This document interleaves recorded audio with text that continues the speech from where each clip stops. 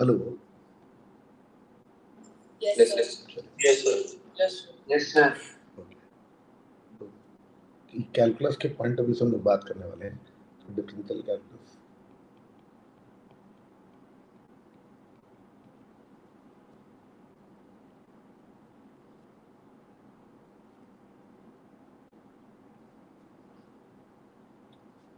Date आज है 6।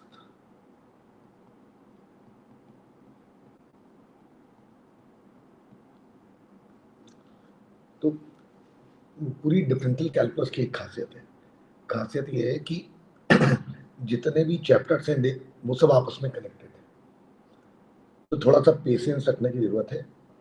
अब पहले मैं सारे चैप्टर्स के पॉइंट ऑफ व्यू से ब्रीफिंग करूंगा और फिर मैं एक एक चैप्टर उठा के डिटेलिंग करूंगा। मेरी बात सुनी था लोगों ने? तो थोड़ा सा बड़ा दिल रखना पड़ेगा, क्योंकि लोगों को छोटे छोटे चैप्टर पढ़ने की आदत होती है उससे, लेकिन ढंग से कैलकुलस आती नहीं। तो मेरा अपना अलग तरीका है पढ़ाने का, और वो क्या है भी समझ में आ जाएगा। तो आइडिया ये कि मेरे पास डिफरेंशियल कैलकुलस में बहुत सारे चैप्टर्स हैं, छोटे छोटे करके इस तरीके के। देखो, तो सबसे पहले तुम लोगों ने देखा होगा चैप्टर में जो नाम लिखा रहता है वो फंक्शंस।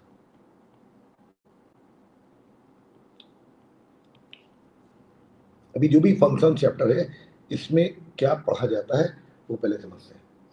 तो मेरे पास इस तरीके की बातें करी जाएंगी कि वो जो फंक्शन है वो फंक्शन किस वैरायटी का है। किस वैरायटी का है मतलब कुछ टर्म्स इस्तेमाल किए जाते हैं, जैसे कि वन वन फंक्शन है, कि मैनी वन फंक्शन है,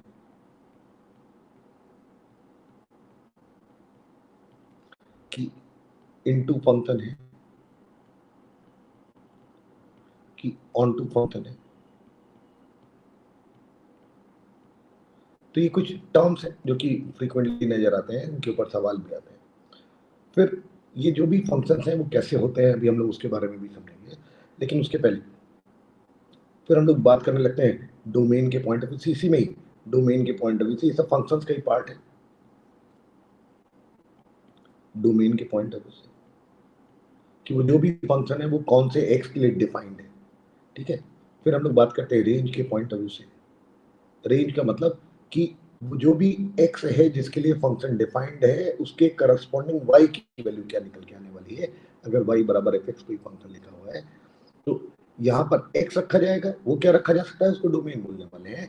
और जब एक्स रख दिया जाएगा तो इस पूरे टर्म की जो वैल्यू निकलेगी उसको रेंज बोला जाने वाला है। तो डिफरेंट डिफरेंट फंक्शंस के डोमेन और रेंज मेरे पास क्या होने वाले हैं ये मुझे आइडेंटिफाई करना पड़ेगा।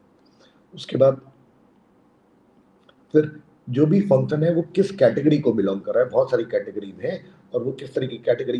फंक्शन मेरे पास इवन है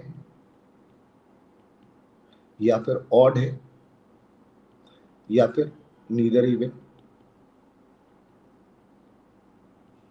नॉट ऑड।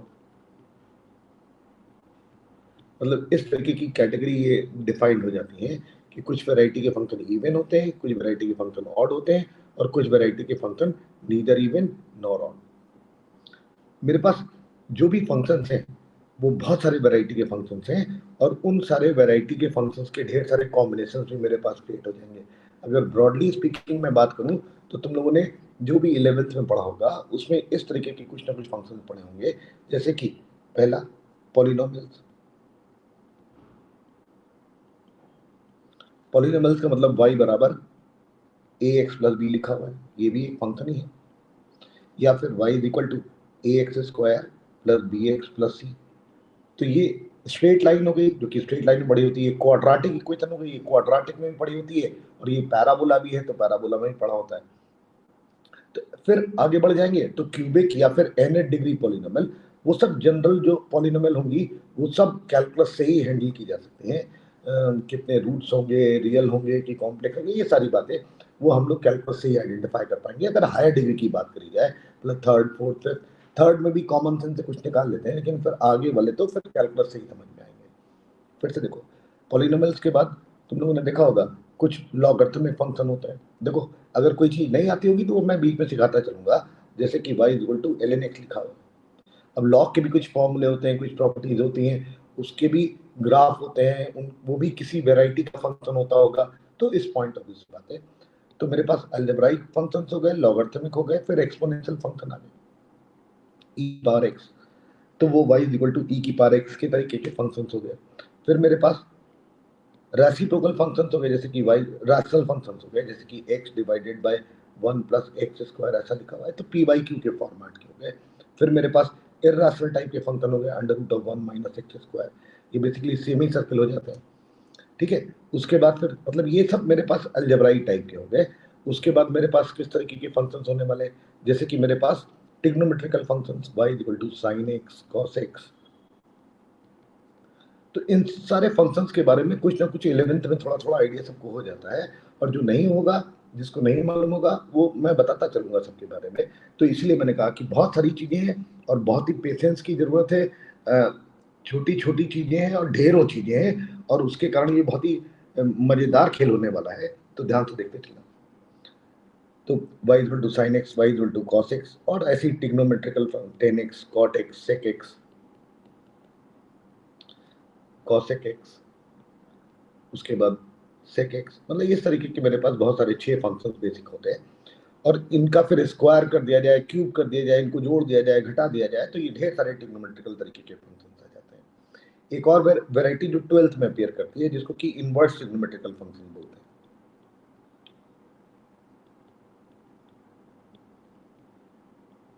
इनकी भी कुछ विशेषताएं होती हैं, उनके बारे में भी हम लोग इसी चैप्टर में ही बात कर डालेंगे।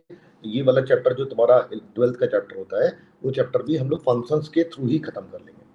ठीक है, इनवर्स ट्रिग्नोमेट्रिकल में y equal to sine inverse x, cos inverse x, tan inverse x, sec inverse x, इन सारे ट्रिग्नोमेट्रिकल फंक्शन का इनवर्स, इनकी क्या प्रॉपर्टीज होती हैं और इनका क्या फॉर्मूले होते हैं और वो कैसे आइडेंटिफाई किए जाते हैं, ये सब बातें भी हम लोग इसी चैप्टर में सीख लेंगे। ठीक है, तो इनवर्स ट्रिग्नोमेट्रिकल फंक्शन हो गए। फिर कुछ ग्रेटेस्ट इंटीजर फंक्शन भी कुछ लोगों ने नाम सुना होगा, और वो भी फंक्शन ही है, और उसके पॉइंट ऑफ व्यू से भी बात करेंगे।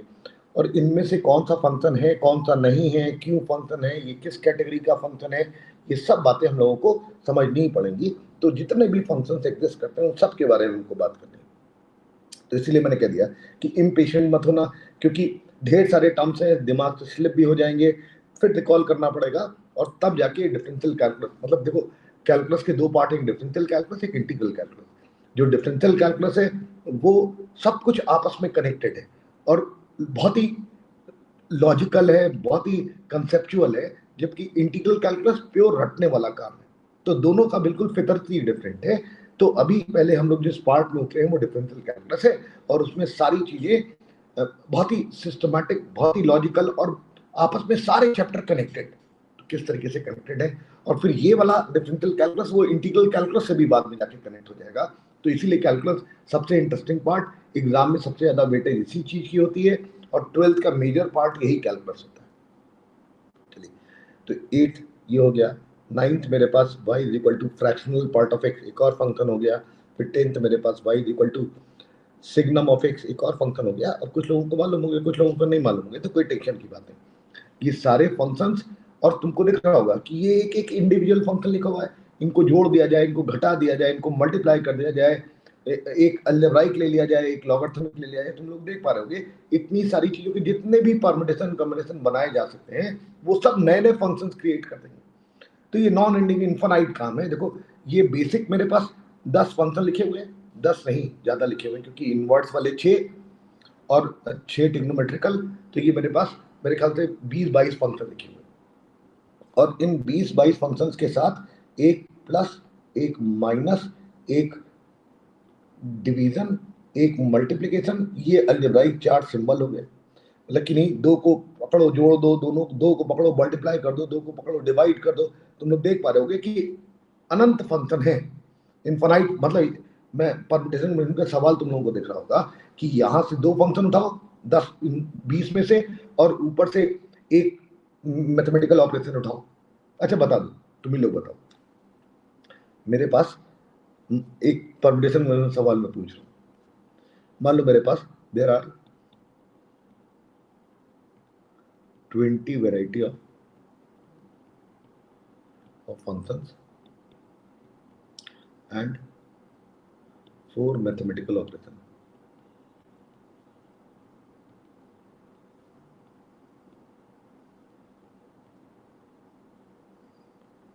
How many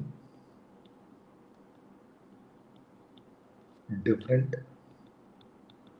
functions can be created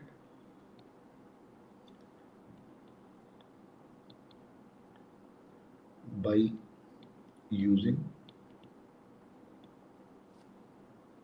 two functions,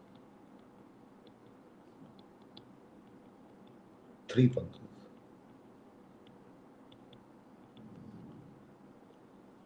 दो ही पार्ट लिख लो। क्या सवाल सारे लोगों ने सुन लिया? मेरे पास 20 वैरायटी के फंक्शंस हैं, 20 अलग अलग तरीके के फंक्शंस हैं। इन्हीं में से कोई 20 होंगे मान लो, मतलब 20 के नाम भी मैं लिख सकता हूँ, F1 F2 dot dot dot dot. पहले का 1520। फिर से बोलो 1520। नाम बताओ अपना। सर प्रियान। अच्छा ठीक, क्या क्या किया तुमने बताओ। सर पहले 20 कर दिया, उसके दो आ गए। ठीक है, मतलब दो फंक्शंस आ गए, वैरायटी, मतलब 20 वैरायटीज में से दो चूज कर लिया। बिल्कुल बिल्कुल। फिर चूज कर लिया 4 में से। आवाज तुम्हारी कट गई, फिर से बोलो।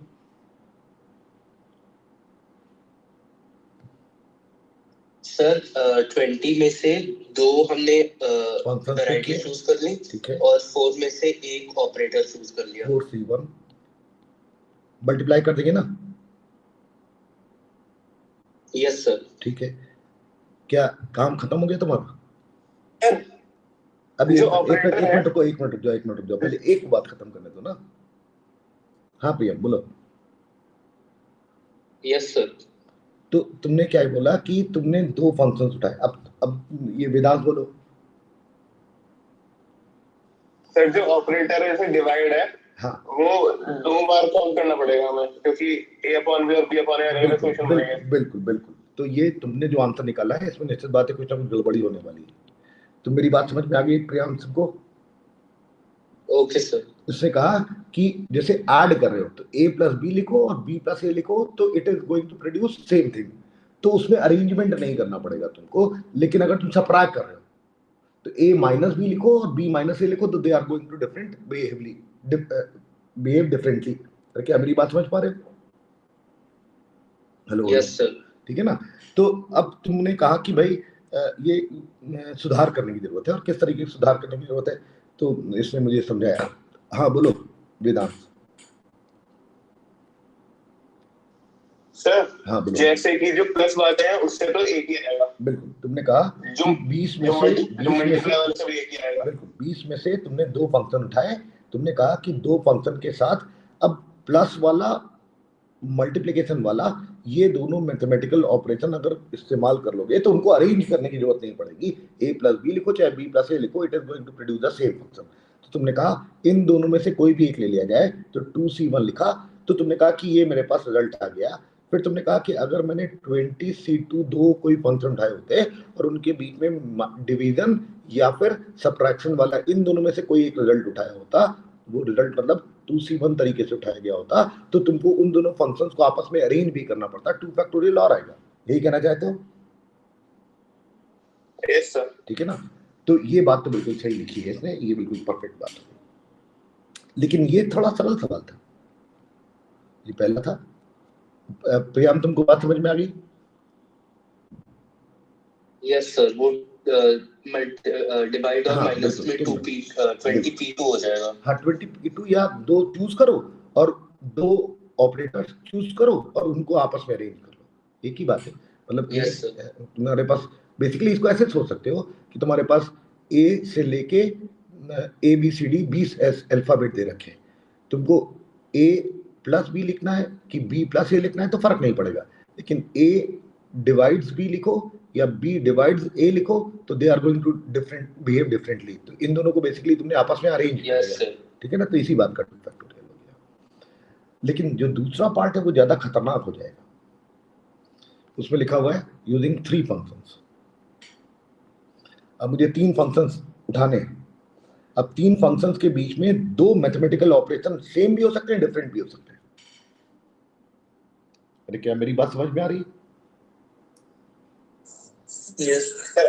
तो ये परमुटेशन ऐसा भी तो हो सकता है कि एक फंक्शन को 2 बार यूज कर लें। नहीं वो ऊपर नहीं, लेकिन प्लस करवा दिया, नीचे कुछ करवा दिया। नहीं वो सब बातें ठीक है। मान लो हम लोगों ने कहा कि भाई डिफरेंट फंक्शंस ही यूज कर रहे हैं, यहाँ मैं लिख दे रहा हूँ भाई, मतलब अब ये अब तुम समझ रहे हो ना कि अब ये मेरे पास 2 फंक्शन 3 फंक्शन, वही फंक्शन पावर में फंक्शन, पावर के पावर में फंक्शन, जैसे ln x की पावर ये लिख दिया, मतलब पूरा खेल है ये। तो अगर कोई सोचता है कि मैं कुछ चीजें रट लूंगा और मुझे समझ में आ जाएगा, तो ये बिल्कुल नहीं होता है। मतलब जेई के पॉइंट ऑफ व्यू से नहीं होता है, स्कूल के पॉइंट ऑफ व्यू से हो सकता है, और या कोई सरल सा पेपर हो उसके पॉइंट ऑफ व्यू से हो सकता है, लेकिन जेई के पॉइंट ऑफ व्यू से तुम लोग देख पा रहे होगे कि यार इसने जो कम आंसर निकाला वो इतना ही है, और अभी 2 ही फंक्शन इस्तेमाल कर रहे हैं। और अगर 3 हो गए और ज्यादा हो गए तो निश्चित बात है मेरे पास ऑपरेटर्स भी अलग तरीके से ऑपरेट करेंगे, आइडेंटिकल फंक्शन भी हो गए, पावर में भी चले गए। तो ये इतने सारे फंक्शंस हैं कि याद नहीं कर सकते हो। मतलब पूरा मोटिव ये कि छोटी छोटी बहुत ही इंपॉर्टेंट बातों को पिक करना है और उसका सिग्निफिकेंस समझना है। जहां मैं कह दूं भाई ये फैक्ट की तरीके से याद करना है, भाई जैसे ln x is defined for x is greater than 0, इसका डोमेन। अब तो ये याद ही रखना पड़ेगा ना। तो ये कुछ चीजें हैं जो कि याद ही रखनी पड़ेंगी, वो बेसिक फंडामेंटल है। जैसे पी बाई क्यू के फॉर्मेट में तो भाई denominator should not be equal to 0, तो ये याद ही रखना पड़ेगा। अब ये तो बेसिक फंडामेंटल है, लेकिन उसके करस्पॉन्डिंग जितनी भी चीजें हैं ये धीरे धीरे करके सेटल करवाना पड़ेगा, तब जाके मेरे हिसाब से कैलकुलस पकड़ पाओगे। क्या मेरी बात सुनी ना सर लोगों ने? तो तीसरा मैं इसलिए नहीं बता रहा हूं अभी क्योंकि परमिटेशन विंसन का सवाल हो जाएगा, ग्रुप डिवीजन करना पड़ेगा। अब क्योंकि कभी कभी एसोसिएटिव रूल लगेगा, कभी कभी डिस्ट्रीब्यूटिव रूल लगेगा। मेरी बात समझ पा रहे हो ना? yes. तो उसके पॉइंट ऑफ व्यू से इसमें ग्रुप डिवीजन, फिर परमुटेशन विंसन के पॉइंट ऑफ व्यू से बात चालू हो जाएगी। तो रहने देते हैं इसको, अब लौट के वापस आते हैं। तो बस जो मैंने बात समझाई वो ये कि मेरे पास इतनी वैरायटी के तो मिनिमम नंबर ऑफ फंक्शंस हैं, और इतने सारे फंक्शन, जितने भी फंक्शंस हैं सबके ग्राफ, सबका सेंस। तो ये सारी बातें या तो कर ही नहीं सकते, असंभव बात है। तो ये जो बेसिक फंक्शंस है इनके बारे में बात मालूम होना चाहिए, और उन्हीं के पॉइंट ऑफ व्यू से हम लोग खेल को और आगे बढ़ाते हैं। हम लोगों ने कहा कि मेरे पास function even, odd, neither even nor odd, इस तरीके के टर्म्स भी इस्तेमाल किए जाएंगे। फिर हम लोगों ने कहा कि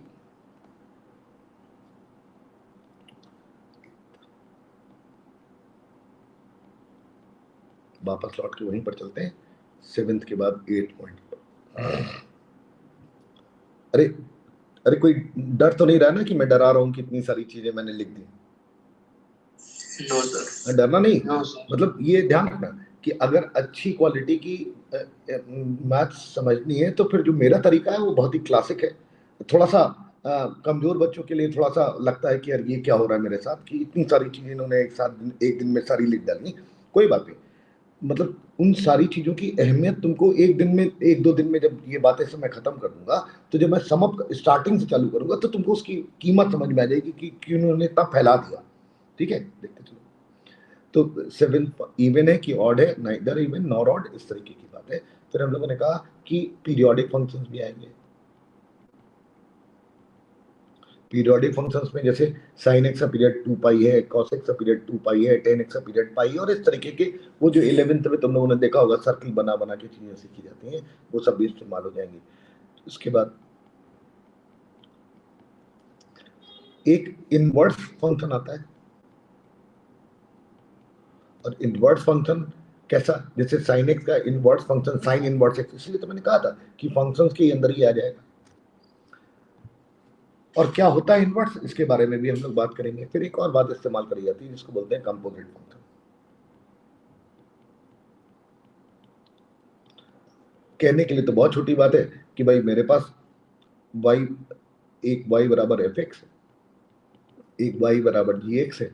कंपोजिट का मतलब इन दोनों को कंपोजिट कर दिया गया, एफ ऑफ जी एक्स निकाल लिया गया या फिर जी ऑफ एफ एक्स निकाल लिया गया।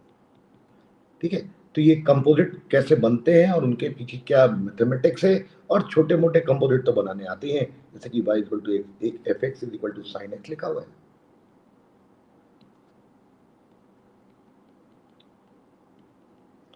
और एक g x is equal to e की पावर एक्स लिखा हुआ है। अगर कहा जाए जी ऑफ एफ एक्स निकालना है, तो ये जो एफ एक्स है उसको उठा के एक्स की जगह रख दिया, तो कितना जाएगा? इस एफ एक्स को उठा के इस एक्स की जगह रख दिया तो ई की पावर एफ एक्स आ जाएगा। मेरे पास ई की पावर एफ एक्स यहाँ रखेंगे तो साइन एक्स आ जाएगा। तो ये कंपोजिट बन गया। तो अब ये कंपोजिट फंक्शंस भी आ जाएंगे, इनवर्स फंक्शंस भी आ जाएंगे। तुम समझ पा रहे हो ना, पावर वाले भी आ जाएंगे। तो इस तरीके से ये वाला खेल तो नॉन एंडिंग हो जाएगा कि भैया फंक्शन है और फंक्शन के साथ इतने सारा खेल भी चलने वाला है, और ये सब इन फंक्शंस के थ्रू ही एसोसिएट होने वाले हैं। आगे बढ़ते हैं। तो ये पहला चैप्टर था फंक्शंस का, उसमें 10 चीजें हैं, और वो 10 चीजें इन सारे फंक्शंस के बारे में मोटी मोटी जानकारी हमको दे देंगे। उसके बाद जो चैप्टर आता है वो हमारे पास क्या आता है, पहला हो गया।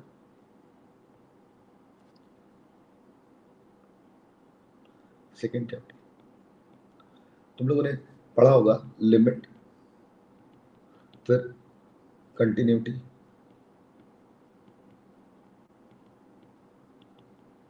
फिर क्या पढ़ा होगा, डिफरेंशिएबिलिटी।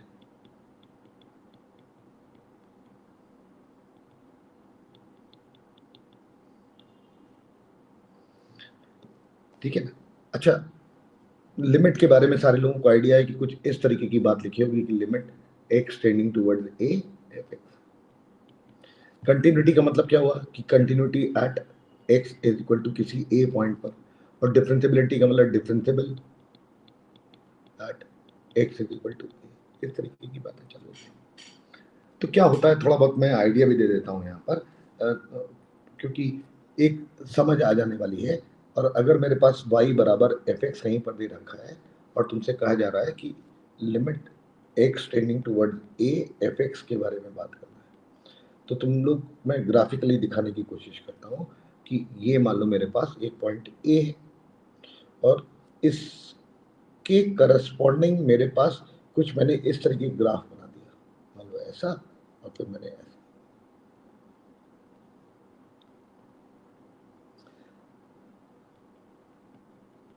अच्छा, पहली बात तो ये कि ये जो तुम लोगों को तीर दिख रहे होंगे, एरो दिख रहे होंगे, एक वर्टिकल डॉटेड लाइन है, क्या इसको क्रॉस कर सकते हैं?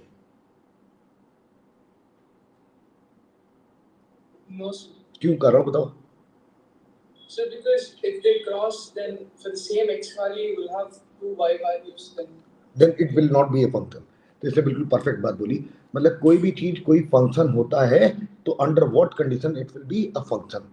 तो ये भी मुझे यहीं पर सीखने की जरूरत पड़ेगी। तो इसने जो बात बोली बिल्कुल परफेक्ट बोली। इसने कहा कि ये क्रॉस नहीं करना चाहिए, और उसका कारण क्या कि अगर ये क्रॉस कर गया तो एक के करस्पॉन्डिंग मेरे पास दो वैल्यूज मेरे पास मिल जाएंगी। दो वैल्यूज मिल गई तो ये फंक्शन नहीं होने वाला है।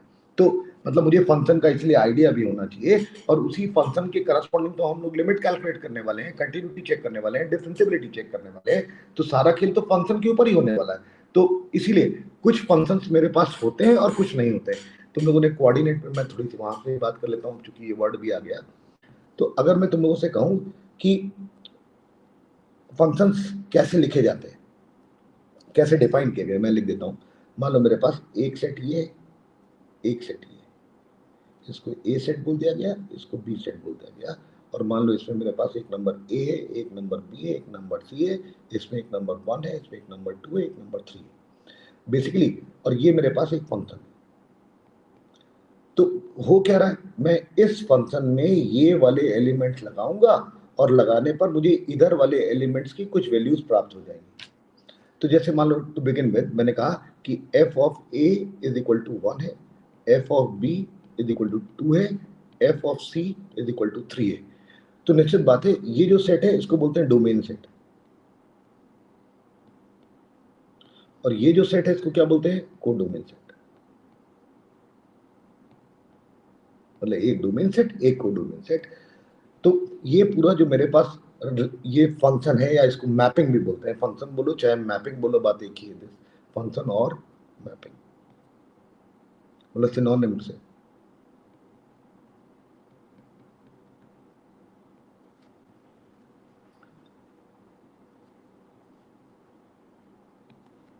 तो ये डोमेन सेट हो गया, ये कोडोमेन सेट हो गया। मैं इस फंक्शन में ए रख रहा हूं, बी रख रहा हूं, सी रख रहा हूं। इसका मतलब क्या हुआ कि क्या कंडीशन है कि ये फंक्शन हो जाएगा, every element.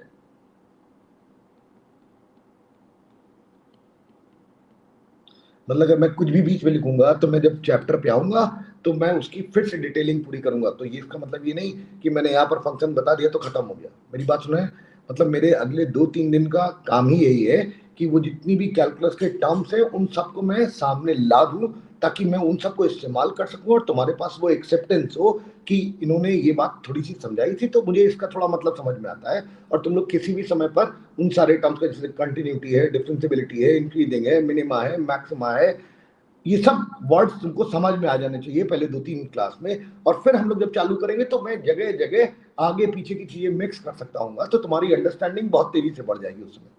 Every element of domain set must have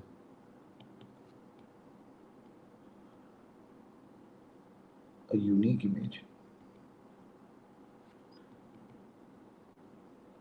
in codomain set.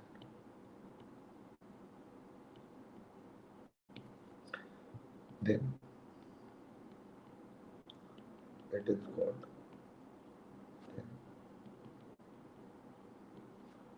f is called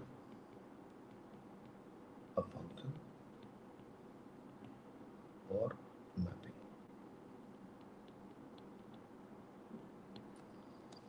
जो स्टेटमेंट लिखा हुआ है वो क्या बोल रहा है कि मेरे पास ए सेट का एवरी एलिमेंट और बी सेट के एलिमेंट से यूनिकली कनेक्टेड यूनिक इमेज। तो ये जो मेरे पास सिचुएशन है, क्या तुमको लग रहा है कि ये फंक्शन है कि नहीं? जो लिखा है वो क्या लिखा है देखो, ये ए है, ये बी है, ये सी है, ये 1 है, ये 2 है, ये 3 है, और ये मेरे पास फंक्शन है। इस सेट के एलिमेंट को x बोला जाता है, इस सेट के एलिमेंट को y से रिप्रेजेंट कर लिया जाता है। मेरे पास इसको डोमेन बोल दिया गया और इसको कोडोमेन बोल दिया। तो बेसिकली मैं ये जो x है वो इस फंक्शन में लगाने वाला हूं, और तो इस वाले सेट की कोई वैल्यू मेरे पास मिलने वाली है जो कि y से रिप्रेजेंटेड है, y इक्वल टू, ठीक बात है? अरे क्या बात समझ में आ गई? तो ये जो मैंने सेट लिख के दिखाया तुम लोगों को, वो क्या बोल रहा है कि अगर मैं a रखूंगा तो 1 वैल्यू मिल रही है, b रखूंगा तो 2 वैल्यू मिल रही है, c रखूंगा तो 3 वैल्यू मिलेगी। नहीं, यही तो इसका मतलब हुआ। तो एवरी एलिमेंट, अरे क्या एवरी एलिमेंट इज कनेक्टेड है इस वाले सेट से और यूनिकली कनेक्टेड है? निश्चित बात है, इट इज अ फंक्शन। ये जो मैंने बनाया, दिस इज अ फंक्शन।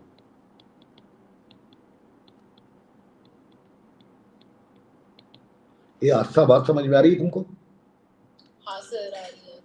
ठीक है, फिर से अगर मैंने कहा कि मैंने ऐसा बना दिया,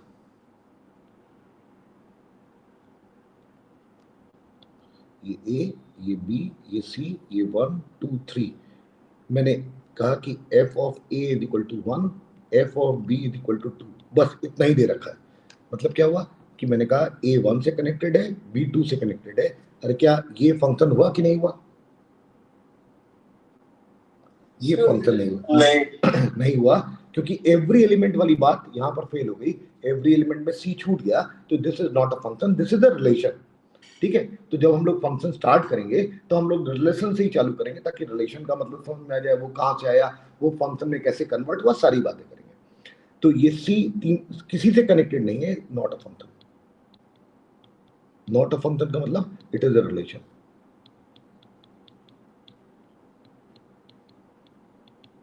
एक और बात मैं बोल रहा हूं, अच्छा मैंने A रखा तो वैल्यू 1 मिल गई, B रखा तो वैल्यू 2 मिल गई, C रखा तो वैल्यू 3 मिल गई। और क्या दिख रहा है सारे लोगों को?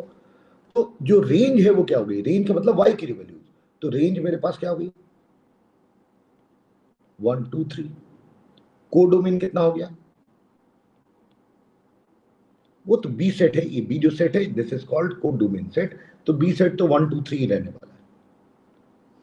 और मेरे पास क्या दे रखा है? रेंज हो गया। और डोमेन तो तुमको दिख रहा होगा कि जितने एलिमेंट्स यहाँ के थे वो सब मेरे पास डोमेन सेट के ही थे। तो डोमेन सेट मेरे पास कितना हो गया? डोमेन तो ए बी सी।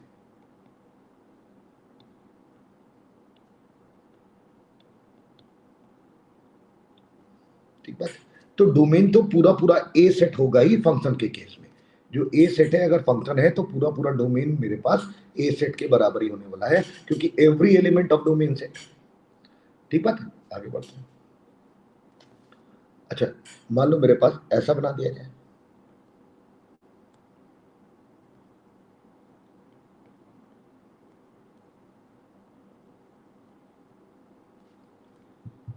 तो क्या ये फंक्शन है कि नहीं? ये जो लिखा हुआ है क्या बोल रहा है कि अगर ये फंक्शन एफ है, मतलब फंक्शन मैं अभी बोल रहा हूं कि कोई रिलेशन है, मान लो एफ, तो एफ ऑफ ए किसके बराबर दे रखा है 1, एफ ऑफ बी किसके बराबर दे रखा है 1, एफ ऑफ सी किसके। तो दो बातें मुझे सोचनी, क्या every element of domain set, every element वाली बात तो होल्ड करेगी। Is uniquely connected, uniquely connected का मतलब क्या हुआ कि ए 1 से यूनिकली कनेक्टेड है, बी भी 1 से यूनिकली कनेक्टेड है, सी भी 1 से यूनिकली कनेक्टेड है, तो ये अभी भी फंक्शन है, this is still a function. ठीक है, अच्छा ये मेरे पास फंक्शन है, तो रेंज कितनी है? रेंज का मतलब मैं y बराबर fx में जब x की जगह ये वाले नंबर रख रहा हूं, तो मेरे पास y की क्या वैल्यू मिल रही है? 1 मिल रही है। अरे क्या y बराबर 1 मिलता दिख रहा है? What ever be the value of x, तो y बराबर 1 इज अ रेंज। हाँ बोलो। Sir, I did not understand the terminology unique because here मैं बता रहा हूँ, I am just coming to that point. इसके पहले अगर मैंने ये वाला एग्जांपल बना दिया होता,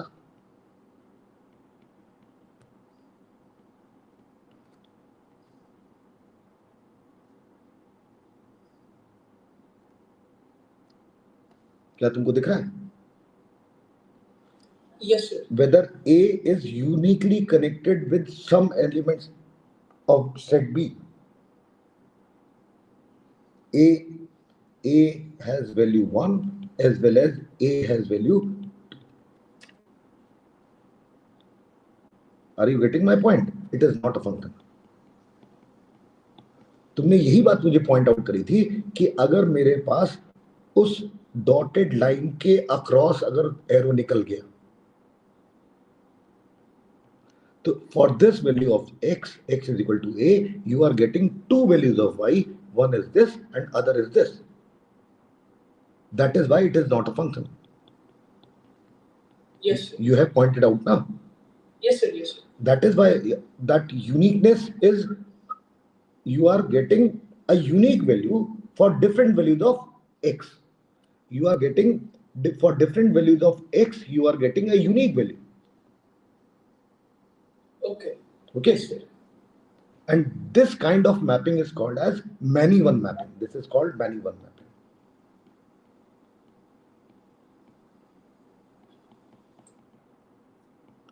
Many-one का मतलब क्या हुआ कि there are at least two values of x for which you are getting same value of y. तो कैसे डिफाइन कर लिया हम लोगों ने? हम लोगों ने कहा there exists at least two values of x for which you are getting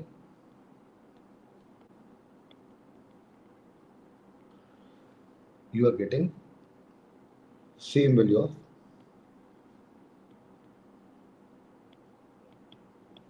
ठीक है, ये मेरे पास मैनी वन हो गया, और फिर एक मेरे पास 1 1 भी हो गया, और ये वाला जो केस हो गया वो कौन सा हो गया? This is 1 1 mapping 1 1।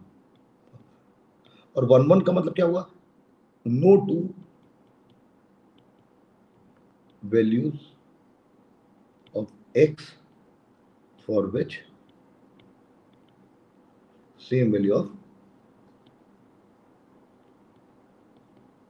क्या मेरी बात समझ में आ रही है सारे लोगों को? Yes sir. मेरे पास इस सेट में कोई भी दो ऐसे एलिमेंट नहीं होना चाहिए जिसकी सेम वैल्यू मिल रही हो। अगर सेम वैल्यू नहीं मिल रही है तो मेरे पास 1 1 फंक्शन हो गया। मतलब वो सारे टर्म्स, मतलब तुमको समझ में आ रहा होगा कि जैसे आगे बढ़े समझ में आ गया कि भाई इसकी जरूरत थी, ये 1 1 मुझे समझ में आना चाहिए था, ये 1 1 मुझे मालूम चल गया। फंक्शन क्या होता है ये भी अब धीरे से समझ में आने लगेगा। मैनी वन भी तुम्हें मतलब समझ में आ गया। ये इनटू और ऑन टू का क्या खेल है ये भी मैं समझा देता हूं। देखो इस वाले केस में रेंज किसके बराबर है? देखो रेंज और कोडोमेन बराबर हो गए, देख पा रहे हो ना सारे लोग? Range is same as codomain. और इस वाले केस में तुम लोगों को दिख रहा होगा कि range is subset of codomain, क्योंकि रेंज तो मेरे पास सिर्फ 1 आ रही है और कोडोमेन तो मेरे पास 1 2 3 था। तो जैसे ही range is subset of codomain हो गई, मैपिंग इज इनटू मैपिंग। अरे क्या मेरी बात समझ में आ रही है सर लोगों को? Yes, sir. ठीक है ना? तो अब तुम लोगों को टर्म्स थोड़े से मोटे मोटे समझ में आने लगे, मतलब एक्चुअल में इम्प्लीकेशन तुमको नहीं मालूम है, लेकिन मेरे पास जो भी खेल चल रहा है वो ए से बी सेट में चल रहा है। एक ए सेट है, एक बी सेट है, और ये मेरे पास एक फंक्शन एफ है। वो फंक्शन एक रिलेशन भी हो सकता है, वो फंक्शन भी हो सकता है। किस बात के ऊपर डिपेंड करने वाला है कि this is not a function. क्यों नहीं फंक्शन हुआ? कि every element of domain set must be having a unique image in codomain. Image का मतलब वो जो करस्पॉन्डिंग वैल्यू प्रोड्यूस कर रहा है, मतलब इसको ऐसे बोला जाता है कि एक मशीन है, ये इनपुट है और ये आउटपुट है मेरे पास। मैं इनपुट अगर डालूं तो ये इनपुट के करस्पॉन्डिंग यूनिक वैल्यू मिलनी चाहिए, दो वैल्यू मेरे पास नहीं मिलना चाहिए। और जो मेरे पास ए सेट में सारी चीजें उनके करस्पॉन्डिंग इनपुट जरूर मिलना चाहिए। नहीं मिल रहा है इनपुट तो निश्चित बात है वो यूज ही नहीं हुआ। यूज नहीं हुआ तो it will not be a function. जैसे यहां पर ये यूज नहीं हुआ तो it is not a function, it will fall in the category of a relation. क्या मेरी बात सुनाई पड़ रही है? Yes, sir. आयुष तुमको बात समझ में आ रही है? Yes, sir. ये साक्षी Yes, sir. तुमको समझ में आ रहा है ना? Yes, sir. ठीक। तो साक्षी तुम बताओ कि अगर मेरे पास ये ए सेट है, ये मेरे पास बी सेट है, और मान लो ये वाला एलिमेंट इससे कनेक्टेड है, ये वाला एलिमेंट इससे कनेक्टेड है, ये वाला एलिमेंट इससे कनेक्टेड है, और यहां पर एक छूटा हुआ है। तो पहली बात, ये फंक्शन है कि नहीं, पहले ये मुझे बताओ। सर है, फंक्शन है। फंक्शन है, एक बात तो कंफर्म है, क्योंकि every element is having a unique image in codomain set. तो इसने कहा फंक्शन है।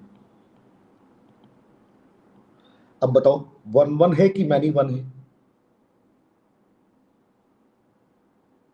सर 1 1 है। अरे क्या सारे लोगों को 1 1 दिख रहा है? क्योंकि मेरे पास no two elements are having the same image in codomain set. अगर ऐसा हो जाता तो ये मैनी 1 हो जाता। अरे क्या 1 1 सारे लोग देख पा रहे हैं? Yes, sir. This is 1 1 function. अच्छा 1 1 फंक्शन हो गया। अच्छा मुझे बताओ इनटू है कि ऑन टू है? सर इनटू है, क्योंकि इसने कहा कि एक एलिमेंट यहाँ छूट गया, मतलब रेंज में सिर्फ 3 एलिमेंट आ रहे हैं और कोडोमेन में मेरे पास 4 एलिमेंट हैं। और अगर 4 एलिमेंट हैं तो range is proper subset of codomain, और रेंज कम रह गई, कोडोमेन बड़ा है, इसलिए मैपिंग इज इनटू। क्या मेरे ख्याल से सारे लोगों को बात समझ में आ रही है? Yes, sir. तो इसका मतलब ये हुआ कि ये जो मैंने 4 टर्म्स लिखे हुए थे स्टार्टिंग में, ये जो 4 टर्म्स लिखे हुए थे 1 1 मैनी 1 इनटू ऑन टू, किसी भी फंक्शन को प्रॉपर्ली डिफाइन करने के लिए या तो वो 1 1 होगा या फिर वो मैनी 1 होगा। इन दोनों में से कोई एक बात होगी, दोनों नहीं हो सकता कोई फंक्शन। मतलब ये मेरे पास किस तरीके के सेट को रिप्रेजेंट कर रहे हैं? म्यूचुअली एक्सक्लूसिव सेट, मतलब डिसजॉइंट सेट को रिप्रेजेंट कर रहे हैं। अगर कोई चीज 1 1 है तो वो मैनी 1 नहीं होगी, और अगर वो मैनी 1 है तो 1 1 नहीं होगी। अरे क्या मेरी बात सुनी सारे लोगों ने? फिर मैंने कहा कि या तो वो इनटू होगी तो ऑन टू नहीं होगी, अगर ये होगी तो ये नहीं होगी। भाई अगर इनटू मतलब कुछ छूट गया तो सारे कैसे कवर हो सकते? नहीं हो सकते ना। तो अगर इनटू है तो ऑन टू नहीं होगी, अगर ऑन टू है तो इनटू नहीं होगी। अरे क्या मेरी बात दिख गई सारे लोगों को? Yes, sir. ठीक सर। हाँ बोलो सर, क्या मतलब ऑन टू होने के लिए फंक्शन को 1 1 होना जरूरी है? ऑन टू होने के लिए 1 1 होना जरूरी नहीं है, बिल्कुल नहीं है। मैं अगला एग्जाम्पल लिखूंगा। ये किसकी आवाज है? बोलो नाम बताओ अपना। श्रेय। हाँ ठीक। देखो तो सर मतलब कोई भी मैं बता रहा हूँ। देखो मान लो मैं अब इसी के बारे में बात कर लेता हूँ, तो तुमको और समझ में आने लगेगा कि यार कितनी सारी चीजों की समझ कितनी जरूरी है। देखो मेरे पास अगर एक मैं इस तरीके का बना दूं, मैंने इस तरीके का बनाया,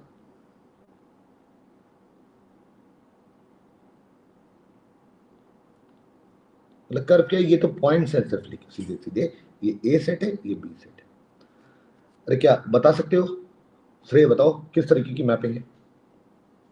सर ये मतलब फंक्शन है कि नहीं? पहली बात तो यही फंक्शन है सर। ये फंक्शन है क्योंकि इस सेट का कोई भी एलिमेंट छूटा नहीं और कोई भी एक एलिमेंट की 2 वैल्यूज मिल नहीं रही है, तो ये फंक्शन है।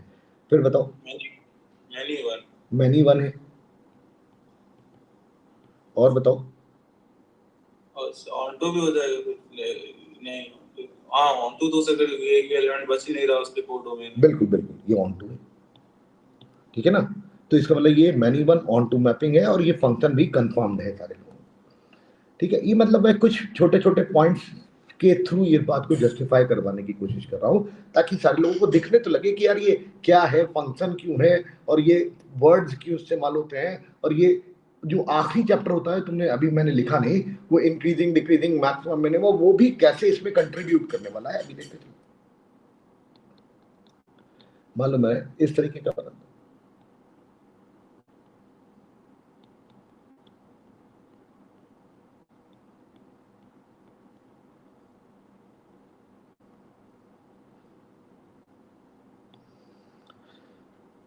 हाँ बताओ सर। Yes sir. किस तरीके? सर मैनी वन इनटू है। अरे मैनी वन इनटू है, सारे लोगों को दिख रहा होगा, फंक्शन भी है, मैनी वन इनटू।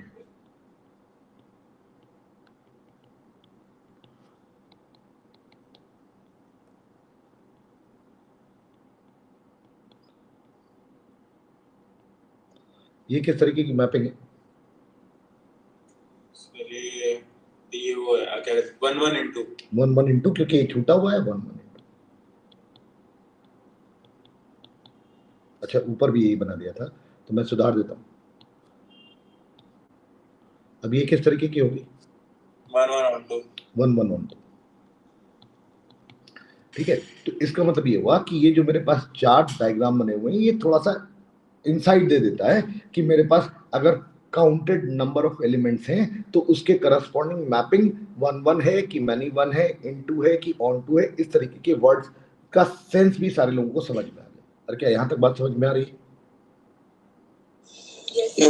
चलिए Yes. तो अब अगर इतना सेंस समझ में आ गया तो मैं एक फिर से 2-3 सवाल पूछता हूँ। देखो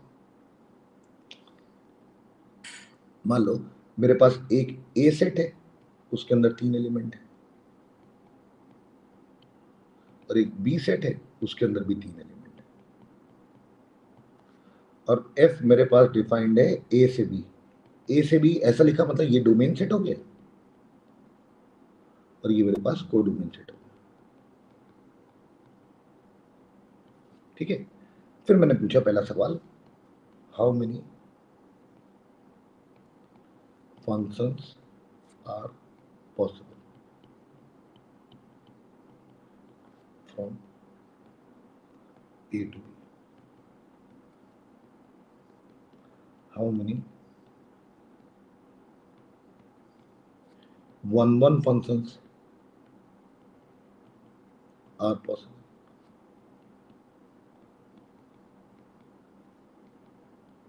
how many one function are possible,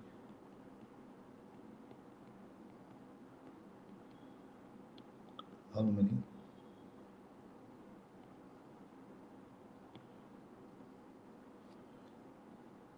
into functions are possible, how many onto functions are possible।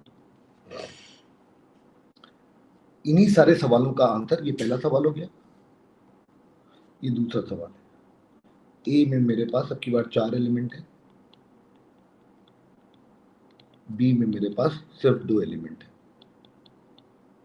और इसके करस्पॉन्डिंग भी उन्हीं 5 सवालों के आंसर निकालना है, पहला, दूसरा, तीसरा, चौथा, पांचवा। क्या मेरा सवाल सारे लोगों तक पहुंच गया? Yes, sir. तो आस्था सोच के तुमको आंसर बताने पहले सारे लोग अटेम्प्ट कर लो। 5 मिनट का टाइम है, 5 मिनट बाद मैं डिस्कस करना चालू करता हूँ।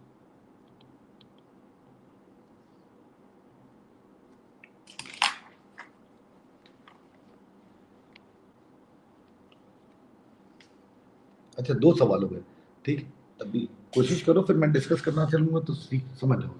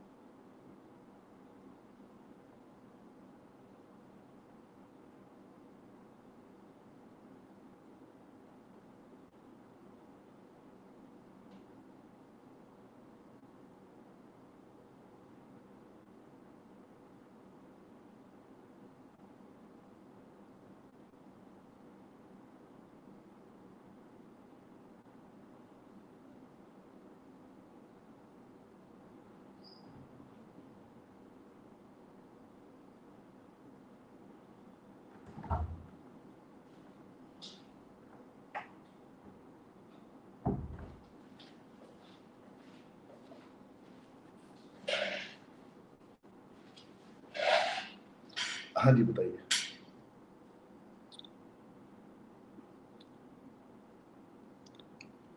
कोई बता सकता है कितने फंक्शंस बनने वाले हैं? सर 9 ना Sir, 27. 27 भी नहीं, एक मिनट मैं सोच लूँ, एक minute. 27 is the correct answer. ये 27 किसने बताया? Sir, साक्षी. साक्षी जी ने बिल्कुल सही आंसर बताया। और साक्षी ने क्या आंसर बताया और क्यों बताया, पहले मैं सारे लोगों को बता दूं। इसने कहा कि ये एक इसमें ए बी सी रखा हुआ है, इसने कहा कि इसमें 1 2 3 रखा हुआ है। इसने कहा कि इस वाले एलिमेंट को अगर मैं पकड़ूं तो मैं किसके साथ कनेक्ट कर सकती हूँ?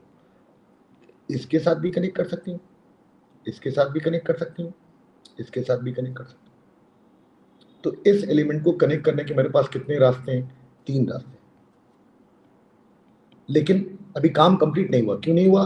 क्योंकि every element of this set, हर एक को कनेक्ट होना पड़ेगा, तभी तो मेरे पास वो फंक्शन कंप्लीट होगा। तो ए को कनेक्ट करने के मेरे पास 3 तरीके हो गए। अच्छा, अगर मैं बी को कनेक्ट करने की कोशिश करूं तो मैं इसके साथ भी कर सकता हूं। हो सकता है ए इसके साथ हो, उससे क्या फर्क पड़ता है? दोनों की अलग अलग इमेज है, ये फंक्शन ही होता है। एक इसको इसके साथ कनेक्ट कर सकता हूं, इसको इसके साथ कनेक्ट कर सकता हूं, इसको इसके साथ कनेक्ट कर सकता हूं। तो फिर से 3 तरीके। और फिर सी को भी मैं 3 तरीके से कनेक्ट कर सकता हूँ। इसको इसके साथ कनेक्ट कर सकता हूँ, इसको इसके साथ कनेक्ट कर सकता हूँ, इसको इसके साथ कनेक्ट कर सकता हूँ। कनेक्ट करने का मतलब क्या हुआ कि अगर सी को मैं फंक्शन में रखूं तो either it will have value 1 और 2 और वैल्यू 3। तो there are 3 possibilities and I have to multiply, क्योंकि फंडामेंटल प्रिंसिपल ऑफ काउंटिंग कहता है कि अगर मेरा टारगेट कंप्लीट ना हो जाए तो I will keep on multiplying the things. मेरे पास आंसर कितना आने वाला है? 27। इस पूरे प्रोसेस में हो सकता है ये सब अलग अलग चले जाए, हो सकता है ये सब अलग अलग चले जाए, हो सकता है सब अलग अलग चले जाए, हो सकता है ये सब एक के पास चले जाए, हो सकता है ये 2 एक के पास चला जाए, एक एक के पास चला जाए, हो सकता है ये सब इसके पास चले जाए। तो सारी जितनी भी पॉसिबिलिटीज हैं, लेकिन ऐसा मैंने कहीं नहीं काउंट किया कि ये इसके पास भी चला गया, इसके पास भी चला गया, ये मैंने नहीं काउंट किया। मैंने कहा either it will have value this और दिस और this, it will have 3 possibilities. This can again have 3 different possibilities and this can again have 3 different possibilities. तो मेरे पास 3 × 3 × 3 27। क्या सारे लोगों को ये बात समझ में आ गई? यस। किसी के मन में कोई डाउट? No. तो ये मेरे पास पहले का आंसर निकल के आ गया। दूसरे का आंसर मेरे पास कितना आने वाला है? How many 1 functions are possible? Shrey बताओ क्या आंसर? सर 6। इसने कहा 6। क्या बाकी लोगों को भी 6 लग रहा है? हाँ सर. Yes. देखो इसने 6 क्यों बोला वो मैं बता देता हूँ। 6 इज द करेक्ट आंसर। देखो इसने कहा कि इस एलिमेंट को मुझे किसी एक के साथ कनेक्ट करना पड़ेगा। तो इसको कनेक्ट करने के मेरे पास कितने तरीके? 3 तरीके। लेकिन फिर ये वाला एलिमेंट किसी के साथ तो चला ही गया होगा। अगला वाला एलिमेंट अब उसके साथ नहीं जा सकता जिसके साथ ये चला गया। तो इसको रखने की कितनी पॉसिबिलिटीज? ईदर दिस और दिस, 2 पॉसिबिलिटी। और अगले को रखने के कितने तरीके? अब भाई ए किसी के साथ चला गया, बी किसी के साथ चला गया, तो सी को रखने का तो सिर्फ एक ही तरीका होगा। तो 6 के बजाय 3 factorial is a better answer. Answer is 6। इसको मैं ऐसे भी बोल सकता हूं कि मेरे पास 3 चेयर हैं और 3 बच्चे हैं, एक का नाम ए, एक का नाम बी, एक का नाम सी। इन तीनों बच्चों को इन तीनों चेयर पे अलग अलग बैठाना है। अलग अलग बैठाने का मतलब ही तो 1 1 हुआ। और कोई भी अरे क्या मेरी बात समझ में आ रही है? 3 बच्चों को 3 चेयर पे बैठाने के 3 फैक्टोरियल ही तो तरीके होने वाले हैं। वही 3 फैक्टोरियल हम लोगों ने यहाँ पर आइडेंटिफाई कर लिया, इसको अलग सेंस में कह दिया और ये फंक्शंस के पॉइंट ऑफ व्यू से कह दिया गया। अरे क्या बात खत्म होती दिख रही है?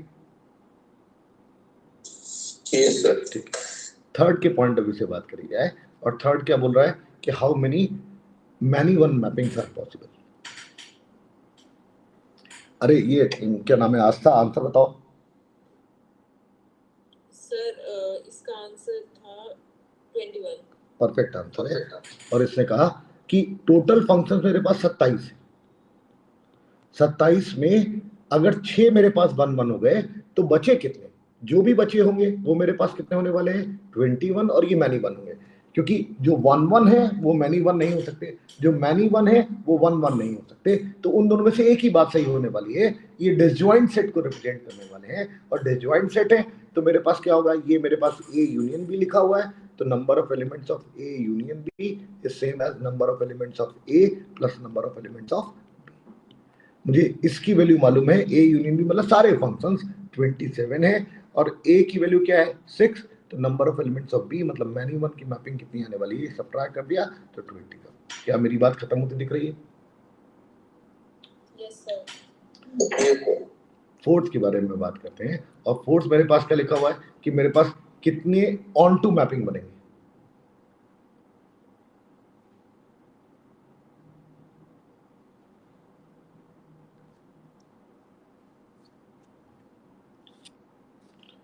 कोई बताए? सर 6 होंगे। बिल्कुल 6 ही होंगे, क्योंकि जितने ऑन 1 1 बनेंगे वही ऑन टू हो जाएंगे, क्योंकि इसमें भी 3 एलिमेंट है और इसमें भी 3 एलिमेंट है। अरे क्या मेरी बात समझ में आ रही है? जैसे ही मेरे पास मैनी 1 हुआ, क्योंकि 3 एलिमेंट है, जैसे ही मेरे पास मैनी 1 हुआ मेरे पास इनटू मैपिंग हो जाएगी। क्या मेरी बात पहुंच रही है सर लोगों तक? ठीक है, तो मेरे पास क्या आया, number of onto mappings, और मेरे ख्याल से फिफ्थ का आंसर अपने आप समझ में आ गया होगा, इनटू जितनी ऑन टू है और जितनी इनटू है, ये सब एक म्यूचुअली एक्सक्लूसिव बातें हैं। म्यूचुअली एक्सक्लूसिव का मतलब डिसजॉइंट सेट को रिप्रेजेंट कर रहे हैं। टोटल फंक्शंस कितने हैं मेरे पास 27, और 27 में अगर ऑन टू हटा दो यू विल गेट। क्या मेरी बात समझ में आ गई? किसी के मन में कोई डाउट हो तो बताए। सर हाँ बोलिए। सर ये वाला एक और बार बता दो। कौन सा वाला? यही लास्ट वाला, इनटू वाला। हाँ मैनी 1 इनटू वाला।